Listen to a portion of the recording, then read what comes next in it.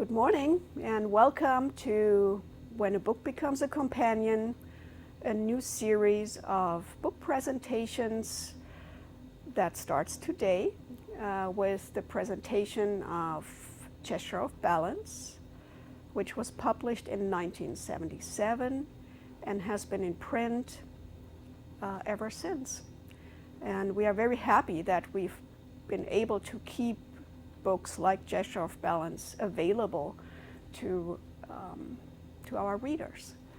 Over the years, we have learned that and heard many times that people have favorite books, and like Gesture of Balance is on, it's been revisited and reread many times.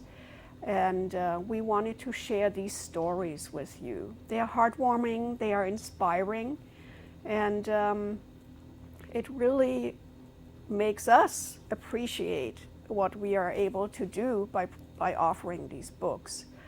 So in this series, we're going to share why and what makes books by Tarthang Tulku so valuable to people, and they have agreed on sharing their stories with you.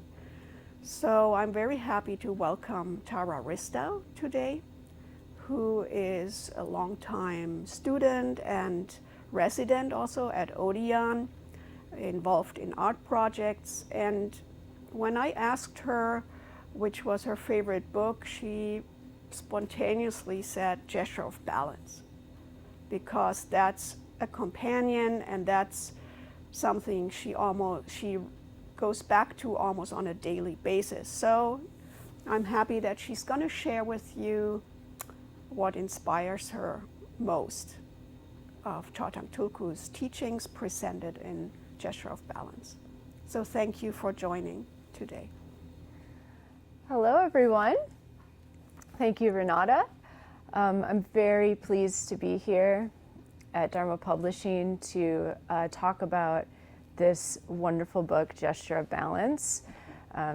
I've been a part of the Tibetan Nyingma Meditation Center organizations for about 15 years and have been working with Gesture of Balance for that long as well. I started working at the Yesterday Bindery, where I have actually produced several Dharma Publishing titles, so I might have even made any of the books that you have at home.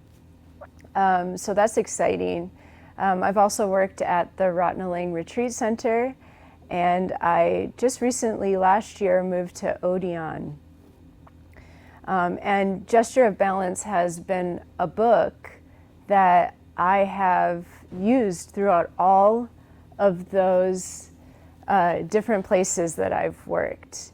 And I did really become acquainted with this book right in the beginning in June of 2007 when I first came to Ratnaling.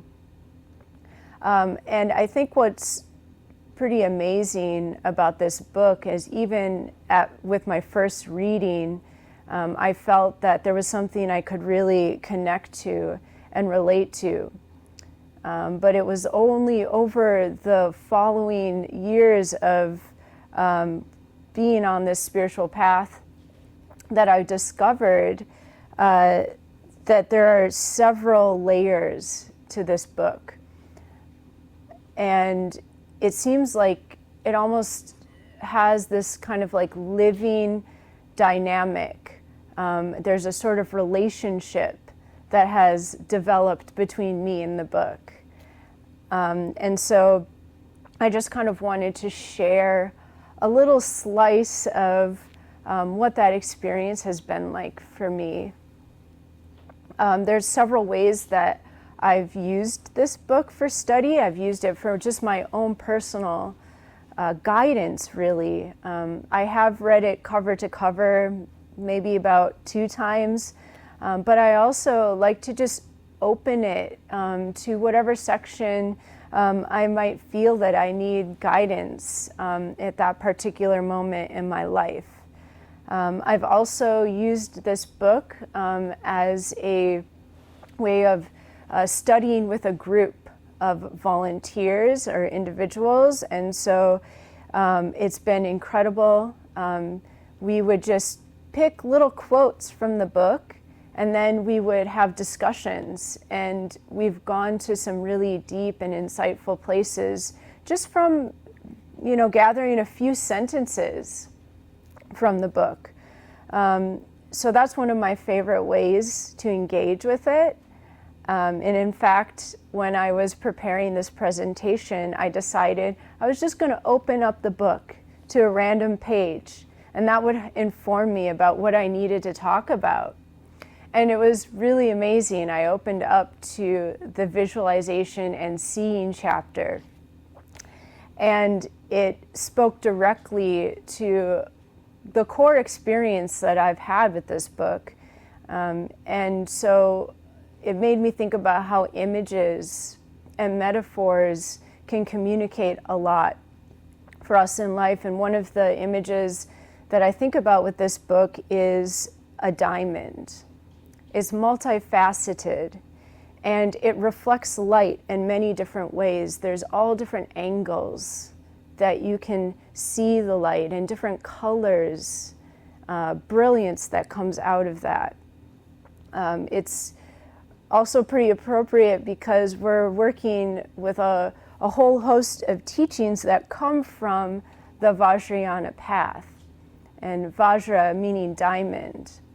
So it carries this image, and then there's also this quality of the indestructible, because the diamond is a really like a hard surface that you can cut things with.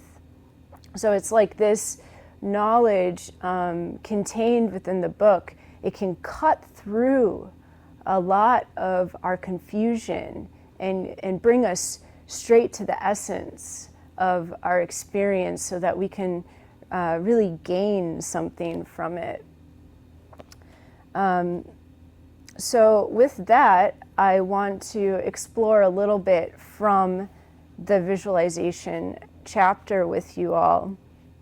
And there was a specific passage I want to share that talks about this multifaceted quality of our experience, and how there can be many different layers or levels to our life. Even just one moment can contain so much.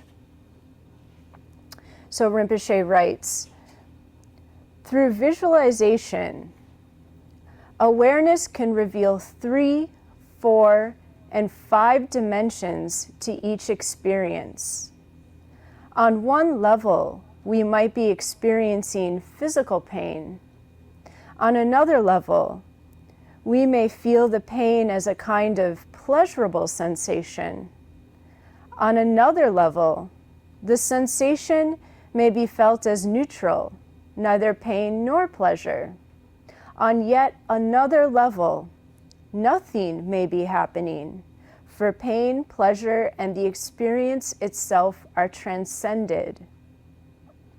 Once we can look at an experience from these different perspectives, we can learn to direct positive healing energy to areas of difficulty.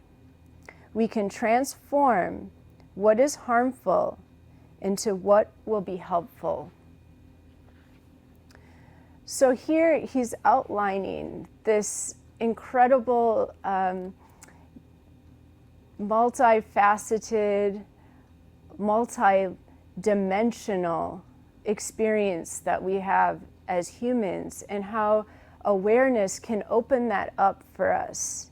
And it's through this practice of visualization that we can develop a special kind of, well, it's not really special, it's actually a very natural way of seeing. It's a kind of inner seeing. He goes on to write that consciousness is a kind of looking, whereas awareness is a kind of seeing.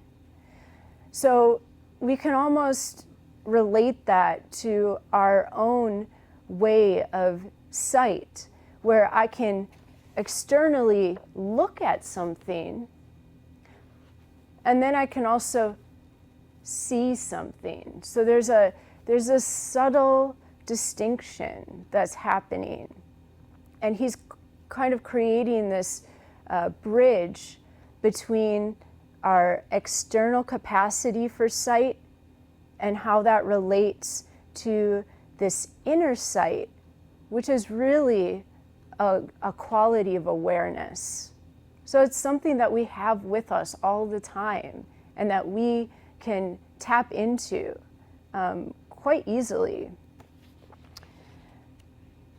He also writes that the purpose of visualization is to develop our awareness so that wherever we go or whatever we do, we become very mindful and alert like a deer's ear. So it's remarkable because we have this capacity, it's a very natural capacity for sight, and yet we can use that directly and apply it to developing an awareness that will allow us to have access to all the multi-levels of our experience as a human. So what I want to do now is just guide you through a little practice so you can just get a little taste of what Rinpoche might mean by visualization. So let's just begin by becoming comfortable in our seat. So just take a few moments to find yourself on your seat, feel your body, and we're going to come in contact with our breath. So just paying attention to what your breath is like right now. And you might want to close your eyes so that you can really just bring a nice soft focus onto your breath. So feeling the inhale, feeling the exhale. And we're going to take a few moments to bring our breath into a nice, even, smooth rhythm. And the way we're going to do that is I will count to 4 for the inhale. I'm going to count for 4 for holding the breath. And then we will exhale for 4 counts. So let's begin. Inhale. 1, 2, 3, 4, and hold. 1, 2, 3, 4, and exhale. 1, 2, 3, 4. Inhale. 1, 2, 3, 4. Hold. 1, 2, 3, 4. Exhale. 1, 2, 3, 4. Last time. Inhale. 1, 2, 3, 4. And hold. 1, 2, 3, 4. Exhale. 1, 2, 3, 4. And now you can just allow your breath to fall into a natural rhythm. So just keeping the attention on the breath, relaxing.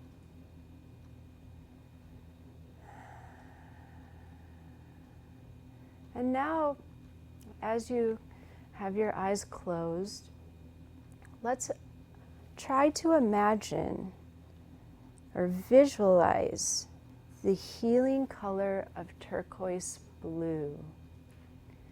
Perhaps there's some object, maybe there's a piece of jewelry, or you can think of the clear open sky, or maybe there's a bird, something that gives you a clear visualization of this turquoise blue.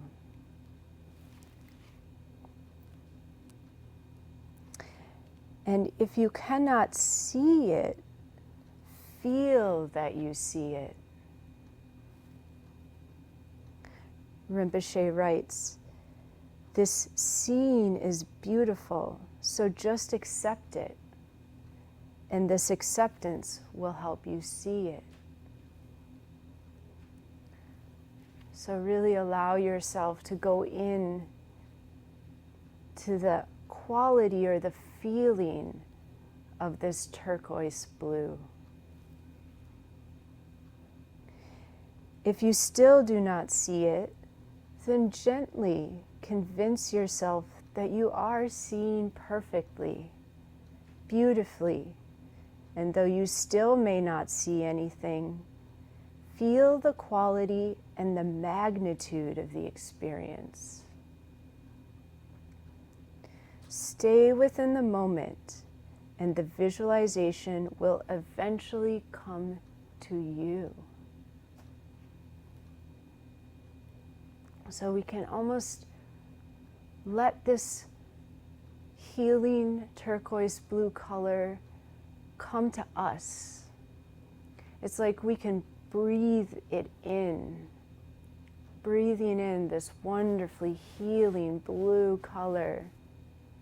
And then we can breathe it out and let it join with the open, clear blue sky.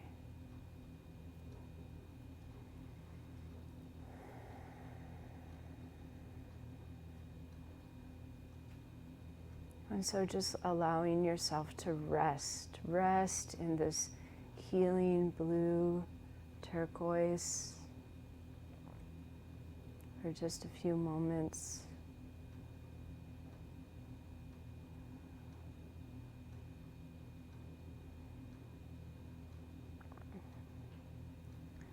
And then you can gently open your eyes and allow yourself to see the surroundings around you. And so I'd also like to share a little bit about what Rinpoche talks about with visualization in this chapter. He says, in visualization, first we look at form and color, but later on the image enters our minds naturally, spontaneously. At first, we just watch the image as part of our meditation or concentration, but with practice, we can eventually train our minds so that we can see the image within ourselves. Later, we will not even need to look at a picture or close our eyes, and still we will see the image. It comes alive within our awareness. So if I say turquoise blue right now, you can get a flash of that color. It's amazing without even closing your eyes, without even having an object that is turquoise blue in front of you. You can have that experience of seeing turquoise blue. And so that is exactly what Rinpoche is pointing to. That is awareness. That's a direct experience of this seeing quality of awareness. And this is one of the reasons why I love this book so much, because it gives you a direct link into your own personal resources of awareness and nature of mind. So it contains very high teachings, but it allows us to connect to them. It's extremely accessible and relatable. And it actually seems to tailor fit wherever you are in your life. So whatever level you are at this moment, this book will meet you there and will show you how to use your experience in the moment to connect to this great lineage of wisdom teachings. I hope that by me sharing this, that you become inspired to explore gesture of balance for yourself, and to find that this can be a guide throughout your whole life, that it actually becomes a manual in a way for meditation. And it's a meditation that's not just when we're sitting on the cushion, but a meditation that is a way of life. It's a way of living. And that this book can actually guide you through that process and be there in the moments when you're struggling with confusion. So I'm so grateful for this opportunity to share with you.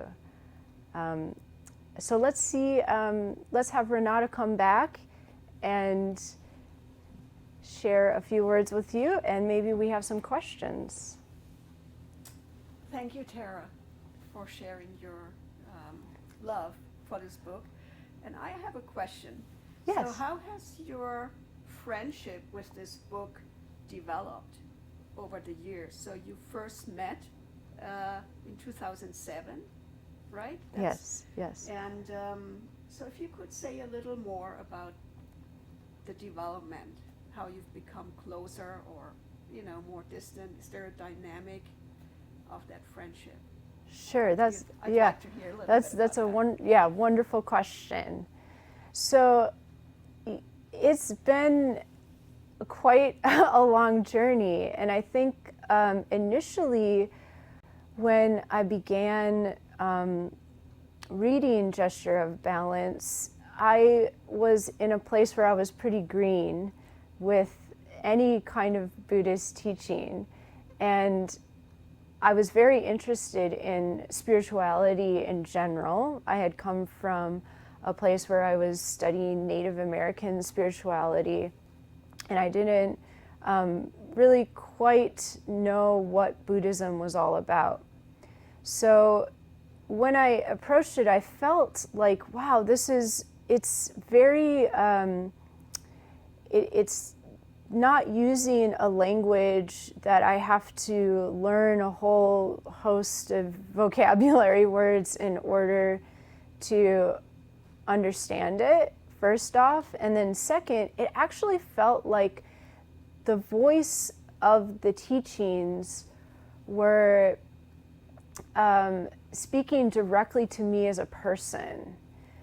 So it was already like a friend in a sense, like somebody who was wanting to share something important to them with me. So I felt like it was kind of, there was a warmth to it, but I didn't really understand the depth of it at the beginning. And then I think there was just almost like a percolation period where it would go up on the shelf and I wouldn't open it for very, very long periods of time. And then I would. And then when I would open up the book, there was something magical that happened. Because every time I read a new passage, it was like it was an entirely new book. Because there was something different that I hadn't read in the previous reading. And it was speaking to me so personally about what was going on in my life at that moment that I felt like it truly was alive. And then that just made me curious about, were other people having this experience? So then I thought, as I was starting to develop the volunteer program at Ratnaling, I wanted to bring this to other volunteers. And so then I started a study group, and that opened it up on a whole another level. And then my appreciation for the book really started to deepen because I started to see other people's perspectives, and that they were also relating to this book in an extremely deep and profound way for themselves, and the impact that it had for them on their journey was reflecting back to me how much it meant in my life.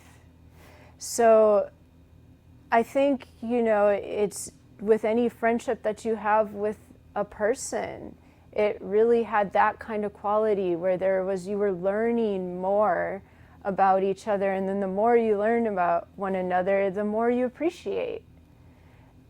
So yeah, that's kind of it in a nutshell. In a nutshell. So it sounds like you said that actually it's alive.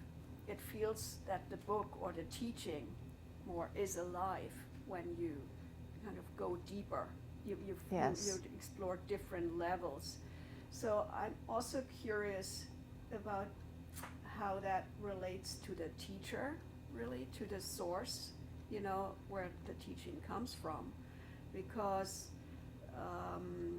sometimes they say, or the teacher is in the book, so we don't sit in class. You said you led a study group, but you did discover it on your own. So, but it's a living being almost. And is it too far-fetched to say there is a teacher with you without being there? That it actually is possible to have a teacher and receive a teaching without sitting, listening, or sitting at the feet of a teacher. Is that actually possible? Is this something that the book offers, or you can discover? So you're bringing up something that I think a lot of people who are on a Buddhist path encounter, especially ones who learn about or read about masters who are no longer with us. And it was a question for me when I first started out, was how can we really relate to the teacher if we don't ever speak to them or we don't see them? What does that mean to have a relationship with a teacher like that? And I think that through studying with Gesture of Balance, I did learn that there is an experience that's available to us that transcends space and time. And that this book carries with it a spirit that is really what Tarthang Tulku is trying to offer us. And not just offer people that identify as his students, but trying to offer the whole world. And it has to do with the last chapter, which is trusting the inner teacher. And so through this book, he's connecting us to the teacher that's within. And that is really the most precious teaching that I feel like I've received on the path, and specifically through this book, is to contact this place within us that is that Buddha nature and that basic goodness, and it's a place of trust, and it's a place of wisdom, and that it's all of us have access to that. Thank you. Thank you for sharing. And I feel we come to touch very profound places by talking about the book and what it means to you. And so thank you for sharing today. And we come to the end of this first presentation. We have scheduled 3 more presentations this month. Next week we'll have Dan Albers here, who will talk about his love for revelations of mind. And I hope you join us and listen and enjoy the presentation. Thank you so much.